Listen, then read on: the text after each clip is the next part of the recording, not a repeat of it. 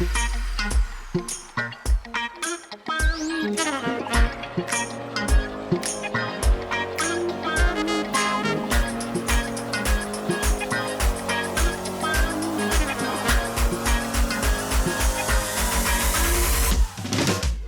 ora and welcome to the Itinerary. Today, we will focus on entrepreneurs, a career pathway that has launched some fabulous brands in our tourism and hospitality industries, and some innovative products have been launched. I mean, where would our world, our industry be if AJ Hackett and his friends didn't go and pursue their passion for extreme sports, love of activities, and bring the bungee cords to New Zealand and the rest of the world? Well, joining me today is Matt Ware, the founder of First Table, which you most likely would have used, whether it was to book that breakfast, lunch, or dinner and get that 50% off. So, Matt, kia ora, welcome to our show. Kia ora, Megan. Thanks for having me. Let's start by going back in time. Can you tell us what inspired the idea for First Table and how is it that you developed it further? Sure. The idea for First Table came from a restaurant in Queenstown that operated about 10 years ago, and they would do this exact thing. It was a little restaurant across 2 floors. Downstairs, they had one table that was in view of people walking past the restaurant, and upstairs was the dining room. And they had this great idea of offering half price on that first table of the night to essentially have someone sitting in that table downstairs and use it to attract other people and to create an atmosphere in the restaurant in the beginning of the night. So that was where the idea came from, and I had used it myself a couple of times, and I thought, wow, it's so great. It's an awesome way to check out a new restaurant and try things that you wouldn't normally try on the menu.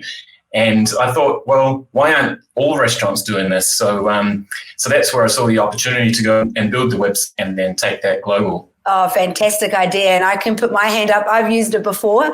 Can you tell us about your career background, please? Sure.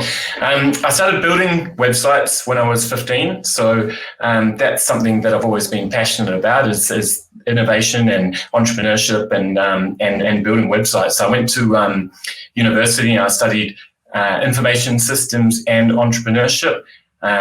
And from then started a web design agency in Queenstown before moving into the First Table opportunity. So was it the hospitality industry? Is that something that you went straight into? Or is it actually the idea itself that led you then into the hospitality industry?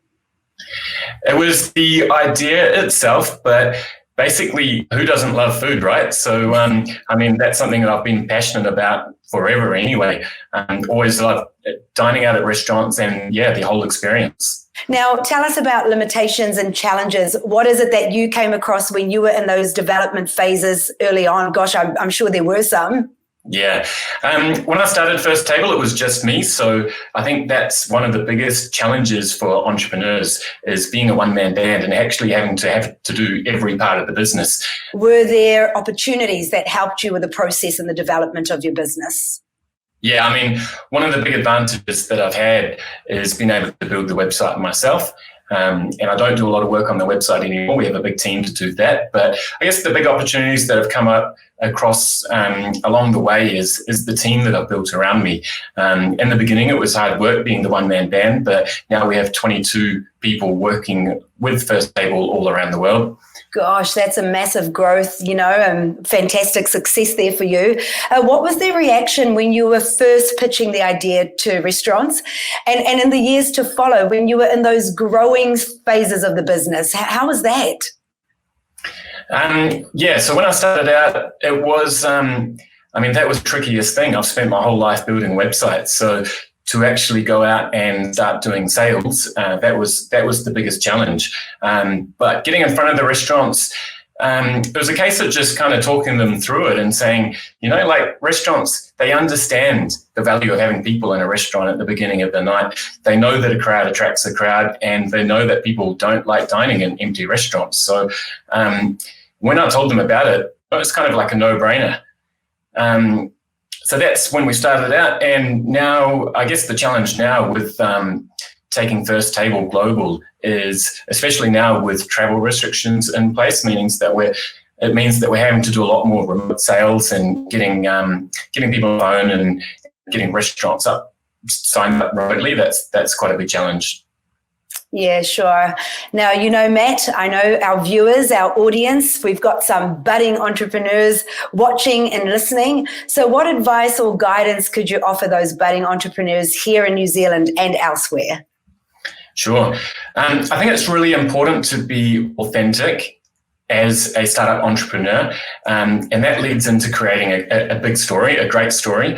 People buy into stories. So I think if you can have a story around who you are, what you're doing, and why you're passionate about it, then that makes things a whole lot easier when building a startup. Yeah, I like that initial advice. There's challenges, there's opportunities, but just go for it.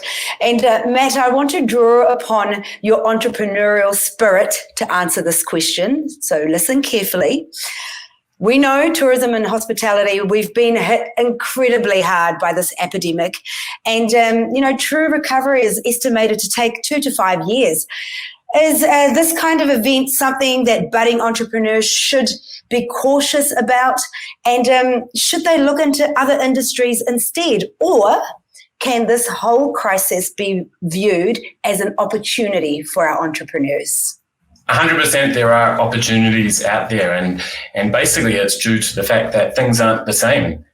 We're living in a new normal. Things have to be done differently. So when things need to be done differently, then that creates the opportunities. And it's almost like the best challenge that an entrepreneur can get. When things are changing, that's when the opportunities come up. Yeah, for sure. Now, many of our tourism's greatest entrepreneurial stories have come from people who have turned their passions into a career. I mean, we look at AJ Hackett. We spoke about the team before, and the AJ Hackett Bungee probably being one of our best examples of passion for adventure sports and turning that into a business. Now, what's your view on turning a passion into a business versus separating work life from home life? Talk to us about that, Matt. Okay, well, if you can turn a passion into a business, then basically you're never working another day in your life, right?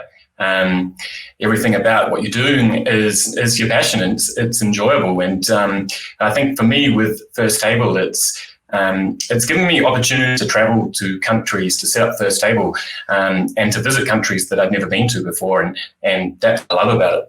Oh, neat, Matt. Now, finally, you found great success with First Table, and congratulations for that. Now, does that turn the innovative switch off, or are you still thinking about new ventures that you yourself could explore further? It definitely doesn't turn it off, but I do get into trouble with my team for pursuing too many ideas, if you know what I mean. So they're always keeping me in line, but that doesn't mean that I'm not working on anything else. We've got some big opportunities coming up, and we're working on, in some exciting areas such as using artificial intelligence to improve the way that restaurants work. So there's no doubt that, we've built a good product, but that doesn't mean that we're stopping there. Fantastic, Matt. Thank you so much for being with us. Matt Ware, First Table, entrepreneur, innovative spirit, guiding us all the way through. Thank you so very much for being with us on the Itinerary today. Thank you. Next on the panel, I have representatives of Young Enterprise and Creative HQ to discuss the opportunities available for budding entrepreneurs and startups right here in New Zealand. But first, let's hear from Andy Haslett of MadCampers as he takes us through his very own entrepreneurial story. G'day, I'm Andy Haslett. I'm the Managing Director of MadCampers, and my key responsibilities are making sure that the business runs well day to day and that we deliver the best possible traveller experience as they head off to explore our beautiful country. I'm here to coach the team, make sure that our strategy's on point, and make sure that our team's having a good time while we're putting people in the vans. I actually came into tourism in a roundabout kind of way. I never actually even finished school and never went to university. I ended up working for a family business and built my way up through gaining different skills at different companies companies in a variety of different industries. MadCampers was founded in June 2017, but the idea actually started about a year earlier. My business partners have a car dealership and started noticing a lot of tourists coming in, buying vans and converting them. And we started chatting about the opportunity for a rental model. We actually really believed in the business. I ended up throwing in my cushy job with corporate while my wife was 5 months pregnant with my third child, and then we all tipped a considerable amount of money in because the bank needed to see a bit of skin in the game. We spent months designing the fit outs of the vehicles, building the website, and a huge amount of planning went into building the brand. We were completely new to the industry with a lot of big players, and we decided we needed to innovate in order to gain attention. We were one of the first in the industry in the economy space to introduce a pull-out kitchen on a drawer, creating more space through the van, also having pressurized water on a hose. We decided it was the little things that were really going to make the big differences for our travellers as they experience New Zealand. We knew we had something special about 3 months in when the bookings just kept flying in, and I actually needed to hire my first staff member. It was a huge moment for me and something I'll never forget as we kind of transitioned from a small local business to something that was really delivering a 5-star service as people were exploring New Zealand.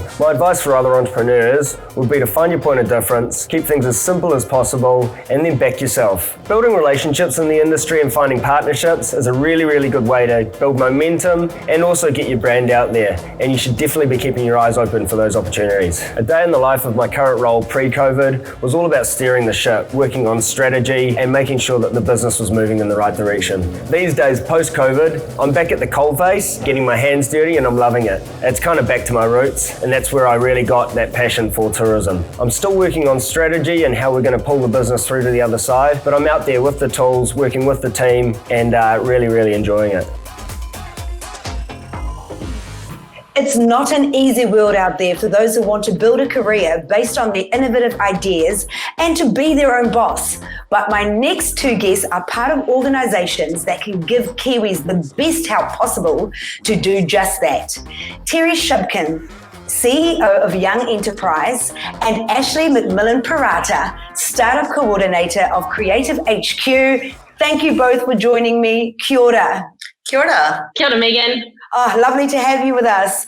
I'd be interested in kicking off by getting an understanding from you both how New Zealand rates as a country that supports startups and entrepreneurs. We talk about community support, government support initiatives such as a Young Enterprise and Lightning Lab.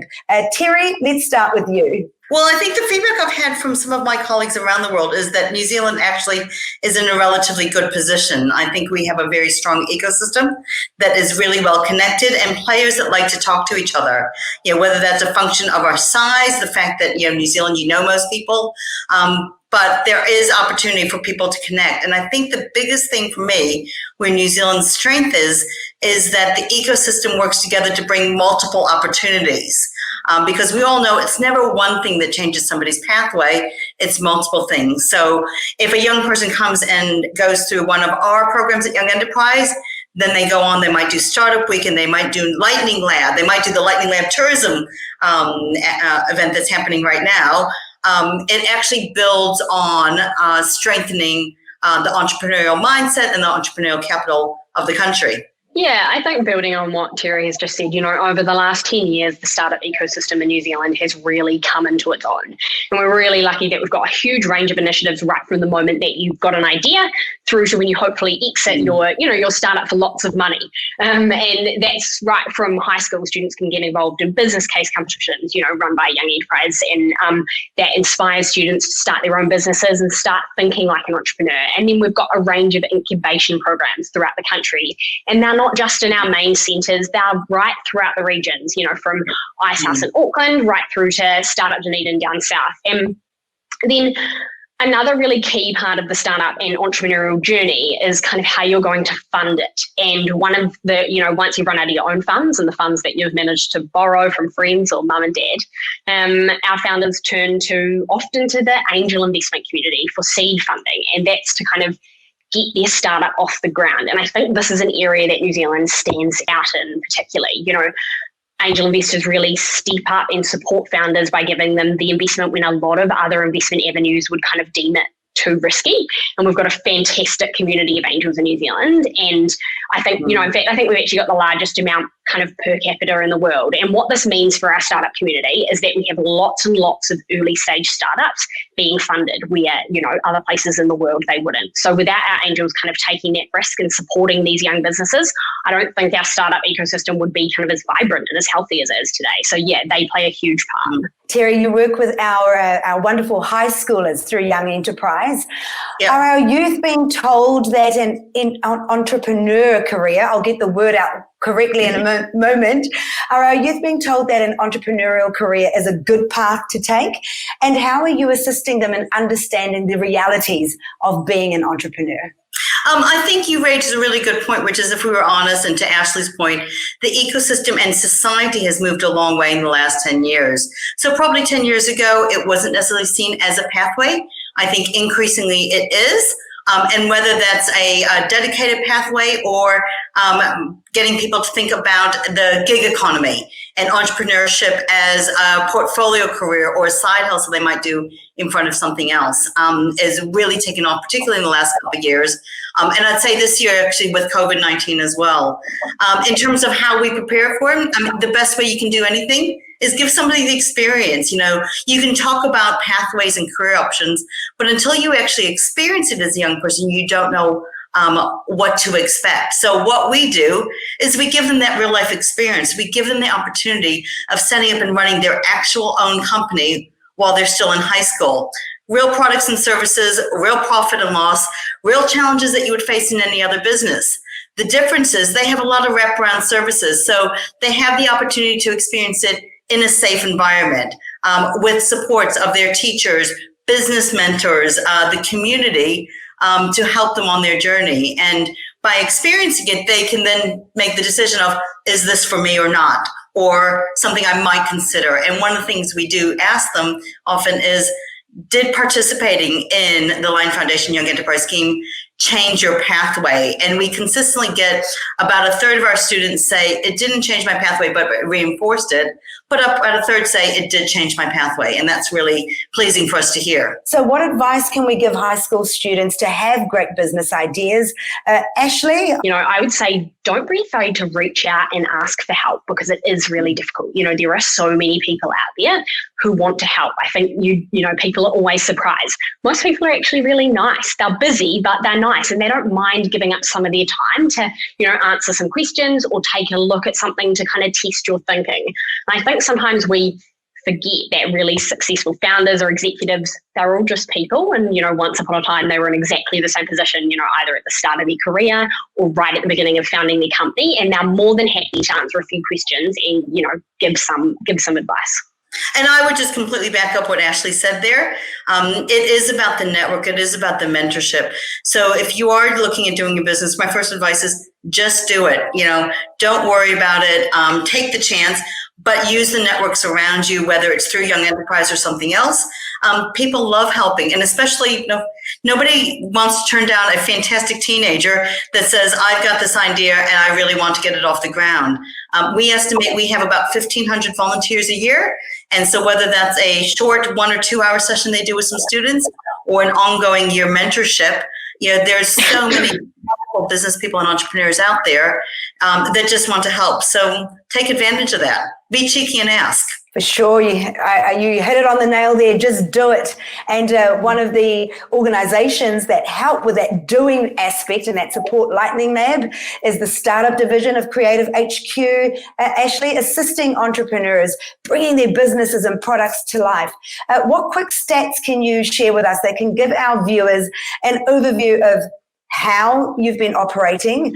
For example, how many startups are you helping each year? What industries are they in? And what are their success rates? Just to give us an insight into what it is that Lightning Lab is supporting so much. Yeah, thanks. I think I'll just give a really quick overview of Lightning Lab. So we have 2 programs which support founders at Lightning Lab. These are acceleration and incubation. And throughout those 2 programs, we support over 50 startups every year, which is pretty cool. So accelerators, they're kind of 12-week programs where founders founders from an industry vertical come together to accelerate their startup. And we work and guide them towards kind of validating their business case or a prototype. And in our incubation programs, these are 6 to 12 month programs where startups come, they share our office space, they work closely with the team at CHQ and our alumni, and we help them build a sustainable business venture. And the industries these startups are in range from kind of food and beverage, deep tech, tourism, fashion, fintech. If you named an industry, the chances are, there's a startup that's been through one of our programs, which is pretty cool. And I think that, giving quick stats, it's actually giving a success rate is really hard. Success in the eyes of each founder is really different. So, success to one founder might be raising $1 million of investment, and that's really awesome. But to the next, it's building on their personal capability in a particular topic. So all of the founders in our programs have different successes in one way or another. Neat. You mentioned the Tourism Accelerator program. Can you tell us more about this, and how can startups get in on the program? Yeah, absolutely. So the Tourism Design Accelerator is my kind of little baby at the moment. I'm the program manager, so I'm super excited to have a bit of a chat about this. So the Tourism Design Accelerator is a 12-week mentorship program to support startup founders who are designing solutions to make travel better for travelers, suppliers, and the environment. So we're going to set, a series of ventures who work really closely with experienced mentors and investors who have built, advised, and sold companies in tourism industry and other sectors related to that theme of better travel. And for this accelerator, we're really lucky to have teamed up with TourWriter. So they're a fantastic Kiwi tourism tech company, just to really take this accelerator to the next level with their kind of massive industry experience. And as I mentioned before, so the theme for the accelerator is better travel. And what I mean when we say better travel is smarter matchmaking, new financial solutions, and environmental guardianship. And so smarter matchmaking is how can travelers conveniently find, book, and experience a wide range of travel services to suit their kind of individual preferences to get more personalized experiences.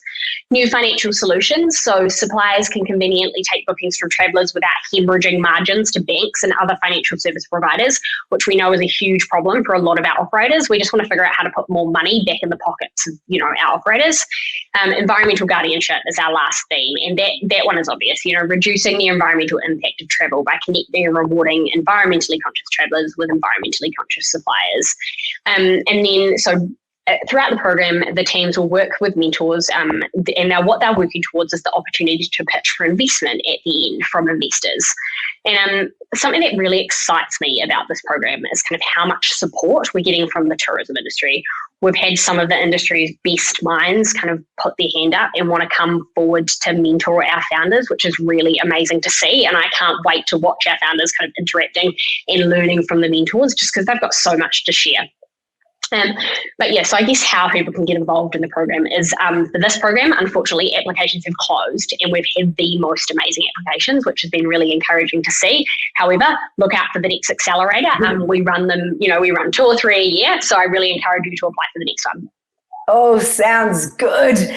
Now, something I asked our first panelist, Matt Ware of First Table, was around this pandemic.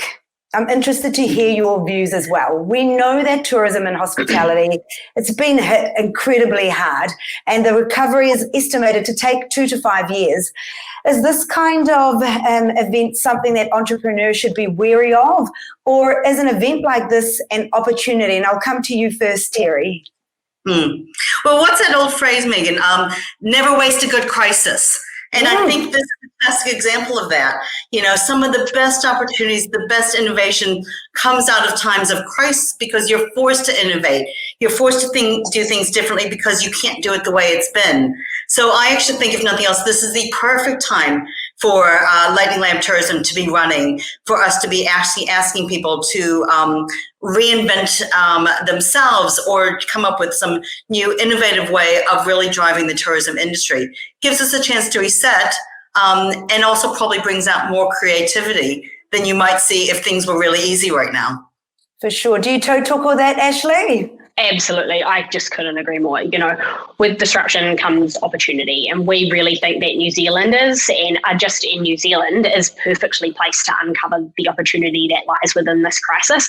And this accelerator is just, one way of bringing innovation and new thinking to the industry. But yeah, I absolutely agree with everything Terry said. Oh, neat. Now, Young Enterprise recently held their annual Entrepreneur in Action Challenge with students around the country taking real-life business challenges, one of which asked the students to come up with ideas on how to get high schoolers to consider tourism as a career path. Now, is this a problem because of the stigma that surrounds tourism? How did it go? How did the students view tourism by the end of this event? Really interested to hear your thoughts. I think you're right, Megan. It is an industry that there is a bit of stigma around it, and we are hoping that people can see it changing. I mean, it is our second largest industry behind primary industries here in New Zealand, and so many people are affected by it, whether they work for there, they visit it, they're a customer, an entrepreneur, an employee. So it was really interesting for us to see that journey. For what the young people went on, and also that creativity, because not many have had that experience. So I will share with you, I was trying to manage the judging panel, which were 4 very experienced people within the tourism industry. And I really struggled to keep them on track because they kept getting distracted with all of the ideas and starting to talk to the program director for Go With Tourism about, well, can we implement this and how would you do this? And let's do that. And, you know, from a time point of view in event management, I kept saying, okay, can we just come back to how we're going to implement this? Let's just talk about the winner at this point and how you're scoring people. So that was really neat for me to see that the students came up with ideas that some really experienced people in industries thought were worth exploring. And I guess the next thing for me was actually seeing that change, as you said, for them to realize what tourism entails and how many different opportunities there are and how many different, not just businesses might be out there, but careers within the tourism industry. So to me, the fact that our students walked away with that feeling meant it was a huge success. But finally, I'll wrap things up by asking your advice and tips for those people who have an idea in their head that they think could be something big, but they don't quite know what those first steps are. What are the first steps that they should take? Make sure that people actually want what you're going to be trying to sell them. I think a huge thing we often see is that founders have this amazing idea that they think everyone's going to want, but they don't actually make sure that it's something the market needs. And I think that listening to your customers and validating your problem, your product is super important. And this doesn't just apply for when you're starting a business. You know, every time you release something new, like a new feature on an app or a piece of software, for example, you know, you need to make sure that it's a feature that your customers are begging for and something that they can't live without. So that's my kind of advice, is that make sure people actually want what you're going to be trying to sell them. Yeah, so absolutely, I totally agree with Ashleigh. Validation is key. So being able to validate and make sure that actually people want to spend money on what your idea is key. If it's a really big idea, then we go back to what we talked about in the beginning. You know, leverage the strength of New Zealand and the ecosystem. There are so many programs out there. You know, jump into a Lightning Lab program, take it to Startup Weekend. Actually use the structure of the support network we have in New Zealand, and they will actually teach you about validation. They will teach you about all the things you need to consider. And more importantly, they'll connect you with amazing mentors, and that will help you take your idea forward. Oh, thank you so much, both of you, for joining us today. It was such a pleasure and privilege to have you on board with us here on the Itinerary. Don't forget to join us next week for more leading insights from our tourism experts here at the Itinerary. I look forward to chatting with you all again, same time, same place. Haere rā.